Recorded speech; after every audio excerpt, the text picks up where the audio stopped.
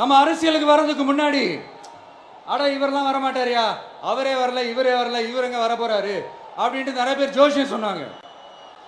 அப்புறம் நம்ம கட்சியினுடைய பேர் அறிவிச்சதுக்கு அப்புறம் பேரு தானே அறிவிச்சிருக்கிறாரு, மக்கள் கிட்ட பேர் வாங்கணும்ல, அதெல்லாம் முடியாதுன்னாங்க.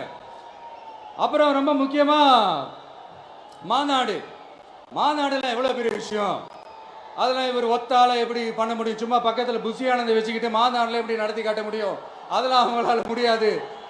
அப்புறம் மழை பெஞ்சு எல்லாத்தையும் கெடுத்துரும், ஏன் என் கூட இருக்கிறவங்களே கூட தான் சொன்னாங்க. அதுக்கப்புறம் என்ன நடந்துச்சுன்னு உங்க எல்லாருக்குமே தெரியும். இப்ப புதுசா ஒண்ணு சொல்ல ஆரம்பிச்சிருக்கிறாங்க. அது என்னடானா, ஆட்சியை பிடிக்கிறதெல்லாம் அவ்வளவு ஈஸி இல்லை இல்லையா. இப்ப அதெல்லாம் விட்டாங்க, இப்ப இங்க வந்துட்டாங்க. இவர் நேரா ஷூட்டிங்ல இருந்து வருவாராம், வந்து ஆட்சியை பிடிப்பாராம். அது எப்படி இவராலே முடியும், அவராலே முடியல, இவராலே முடியல, அவருக்கு அத்தனை வருஷம் ஆச்சு, இவராலே எப்படி முடியும் ஒரு பக்கம். இன்னொரு பக்கம் கூட்டம்லாம் ஓகே தான், அது எப்படி ஓட்டா மாறும் அப்படின்றது இன்னொரு பக்கம். இப்படி கதை, திரைக்கதை, வசனம், இயக்கம், பாடல்கள், இந்த அரசியல் ஆய்வாளர்களுக்கு நான் சொல்றதெல்லாம் ஒண்ணுதான், நல்லா கேட்டுக்கங்க. இந்த விஜய் ஏதோ இந்த பல லட்சம் பேர் கூடுற கூட்டத்துல மட்டுமே இருக்கிறாரு அப்படின்னு மட்டும் தப்பு கணக்கு போட்டாதீங்க.